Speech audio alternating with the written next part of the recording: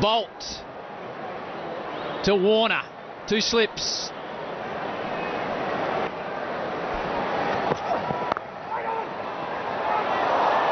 Aggressive start by New Zealand in the field. There's been so much talk about Bolt and Finch. I've heard 19 different ways discussed that Aaron Finch should handle Bolt. What are you doing, Smithy? Well, if I'm Aaron Finch, I've got to get on the front foot and I've got to be aggressive, and I've got to back myself with the experience I've had over the years. I can't dwell on a battle at this level. I'm the captain. I've got to lead from the front with the bat. But this is a battle too in itself. Don't forget the Bolt-Warner factor. Slips are waiting eagerly. Beaten, and there's a bit of movement. And that is why New Zealand were hoping they'd find just a little bit of swing. It doesn't have to be a lot. Just enough to go half a bat width and take it away from David Warner, who's just a little nervous in that prod there.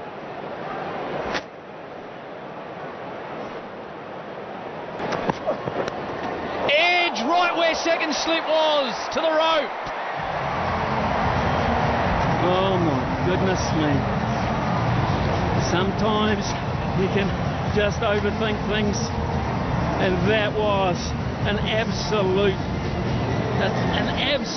one, straight to second slip, and a comfortable height as well, and they know it. They absolutely know it. 3 dots, and he made the change, and just perhaps he could have waited 4. Bolt with the in-swinger, no doubt, to Finch, and he's beaten outside off stump. Bowled him, Southey, first ball, Warner throws his head back, and New Zealand are on top. Well, he had luck first time around, David Warner, but he'll rue this because I think it's come off a couple of things back onto the stumps. It was a pretty bold shot early on. He thought he had the line to hit through the onside. Let's just see what this has hit. Bat, pad, bat, stumps. Bet against that, Howie. Bet against that. Warner can't believe it. Ian Smith's beside himself. Australia groans, New Zealand cheers, and David Warner departs. Australia 5 for 1. Finch advances. The sound off the bat was outstanding. Finch lands a lusty blow and a fist pump too. Now that's 35 rows back over deep mid-wicket with a man back. He has just taken him on. He's hit with the swing this time. He said, I don't want my pads to come into this game. I want that.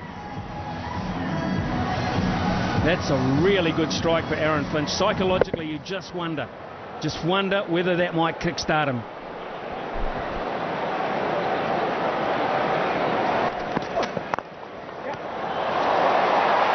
Another nice shot by Finch. Times it well. The ball runs and runs. One thing you can always guarantee at the SCG is value for shots. You hit it well, you hit a gap, you will find the rope. These are decent sized boundaries by T20 margins. Very good. Love it for a World Cup. And so it's perfectly timed at the bats these days. The bottom of the bat straight down the ground, and really good target zone for Finch. Good start. Sweeps. He sweeps well. Sander can't quite believe he got it there from that line, but that is the advantage that Marsh has, because he's got such a big stride, but he's also got long arms, and he can hit round, he can fetch. Because he's got long arms, he can fetch the ball round more than a lot of players can, and he can get it from a wide line quite fine because of those long arms and the bat. Marsh opens up the offside. You won't see a better shot than that all tournament. Over cover, 15 rows back for Big Mitch. Steady on, Howie. It's only game 1 of the Super 12. Pretty good shot. That shot of the tournament? So far. You didn't hear the so far, Smitty. It's pretty good though. I've got to say that. It's beautifully struck. He didn't really get a lot of width to get up and under there, but again, it's that big arc, look, and a big stride. Have a look at that, Smitty. Shot of the tournament. Just because he hasn't got a black top on. He looks to do the same thing. Taken. Santner breaks through. The skipper departs. Second wicket falls. I've got to say, Williamson takes a good catch here, because that ball's coming out of a very packed crowd on the other side, but he watched it into his chest. I'm not sure it's a great option from Finch, to be fair. He had to get more elevation into the shot. He gave himself room, but the damage had been done in the over, to be honest. They'd taken 11, and that was the last ball of the Santner over.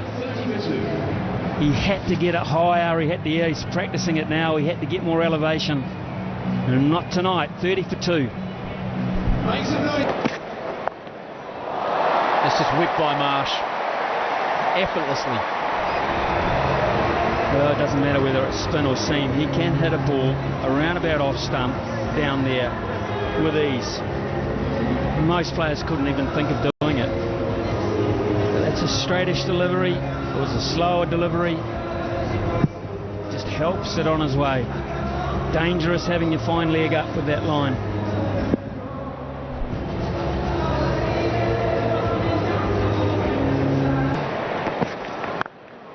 High. Trouble. It's going to be a tough one under the night sky. Taken. Marsh falls. Australia crumbling. 3 in the power play, and the Kiwis are jubilant. Well, this is a very good catch. There is so much pressure on Jimmy Neesham here, but he is so cool underneath it. This has gone so high. We talk about the fact it's another slower one from Southey. Runs his fingers around the seam, not down it. And down there Neesham motions to say, I'm losing this on the light. And then he finally grabs it, and that is a big, big blow. To see Marsh walking back, 16 from 12, Australia 34 for 3. But Australia will be aware of that, so too New Zealand. There's the reverse, he goes hard at it, and he gets it into the gap, Glenn Maxwell. A roar around the Sydney cricket ground, and it brings up the 50 for Australia after 8 overs, 50 for 3. Bowler. He just understands how to read a batsman. Glenn Maxwell. So good. High risk for just about every other person on the planet, but not Glenn Maxwell, not at this time.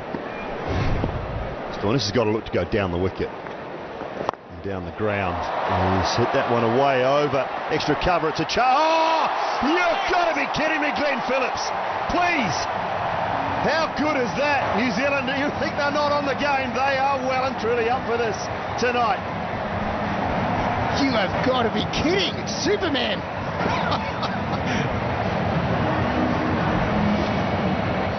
Mitch Santner, slower, wider, slightly out of Marcus Stoinis' power zone, and he would have felt like he got a good piece of that, but oh my goodness me, and he got 2 hands to it as well.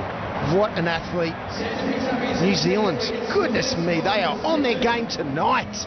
Fearless cricket. Oh, Stoinis taking him a while to get off the ground because he is disappointed with that, but has taken a bit of brilliance to get rid of him.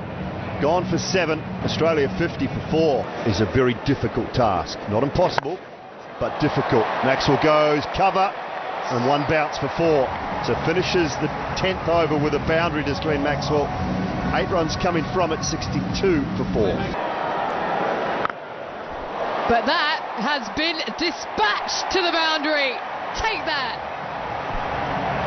Well, here we go. Here's what the excitement has been about this tall figure, powerful man. So much spoken about, and it's been exposed so often, basically offshore from Australia. It's been in T20 franchise cricket, but he gets his chance now. He's had a nice little lead into this tournament. He's got a great opportunity here, Tim David. Bit slower, but he's gone in the same direction. It's another good catch. New Zealand holding all their catches this evening. Outstanding catch, but it's pretty poor cricket elsewhere, certainly for Tim David. Eyes lit up, dragged down from Santner. Best delivery that he'll bowl in this tournament. But did get a little bit of turn, so if anything you can credit the fact that he ripped it hard enough just to deceive the batsman. Really nice catch there. They've been slick in the field. They've been slick in every facet of the game tonight, New Zealand. Another big blow. Tim David, the danger man, goes for 11. Australia reeling, 68 for 5.